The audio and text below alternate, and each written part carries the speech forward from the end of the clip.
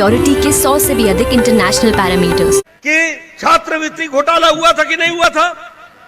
आप बताइए, रेत माफिया ने, अफसरों ने बोली लगाई थी कि नहीं लगाई थी?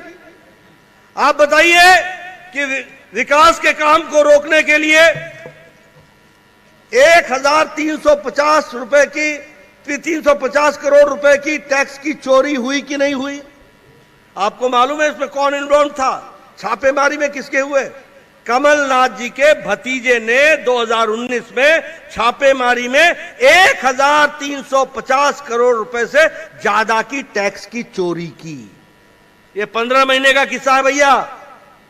उसी तरीके से ऑगस्टा वेस्टलैंड में घोटाले में कमलनाथ जी के भांजे रतुल पुरी ने 7,600 करोड़ रुपए का जो घोटाला हुआ, उसमें 780 करोड़ रुपए का घोटाला इनके नाम पर सामने आया।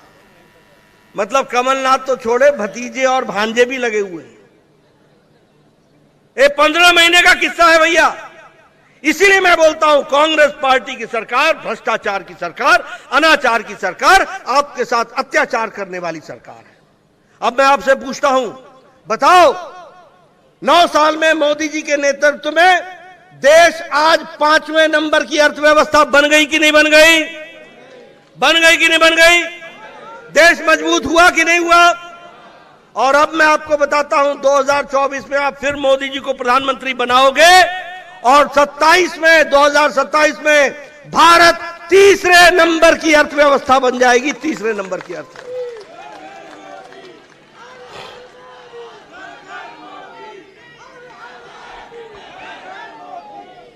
आपको जानकर खुशी होगी,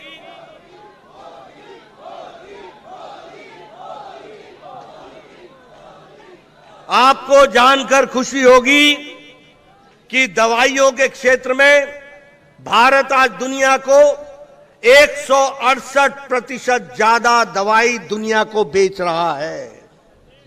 90,000 करोड़ रुपए से ज्यादा दवाई, और सबसे सस्ती दवाई और सबसे अच्छी दवाई आज भारत की हो गई है। यह भी हमको याद रखना है। पेट्रोकेमिकल्स में भारत आगे बढ़ गया है। इस्पात में हम नंबर 2 के बन गए हैं। ऑटोमोबाइल इंडस्ट्री में हम नंबर 3 के बन गए हैं। और जब भी मैं जहां जा रहा हूं, मैं देख रहा हूं कि किस तरीके से आज आम आदमी को उसकी परचेज करने की, उसकी खरीदने की शक्ति कैसे बढ़ी है, यह भी मुझे साफ ध्यान में दिखता है। इसलिए हम ये कह सकते हैं कि मोदी जी के नेतृत्व में देश आगे बढ़ा है और देश विकास के साथ साथ आगे बढ़ने का काम कर रहा है। अभी अभी हमारे सांसद महोदय आपके सामने बता रहे थे प्रधानमंत्री गरीब कल्याण अन्न योजना के बारे में।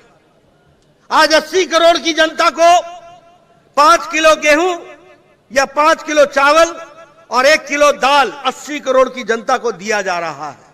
और मध्य प्रदेश में 5 करोड़ 10 लाख लोगों को हर महीने दिया जा रहा है। यह भी आपको ध्यान में रखना चाहिए।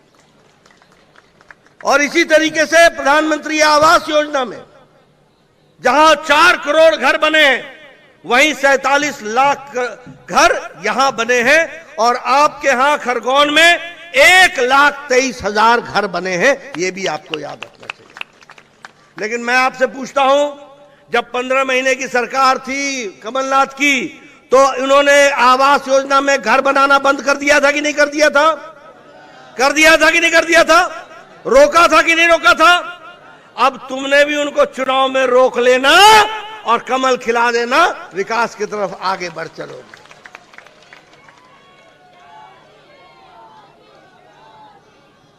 जल जीवन योजना में जहां 9.5 करोड़ लोगों को गैस का सिलेंडर और चूल्हा दिया गया, वहीं 42 लाख गैस का सिलेंडर मध्य प्रदेश में दिया गया।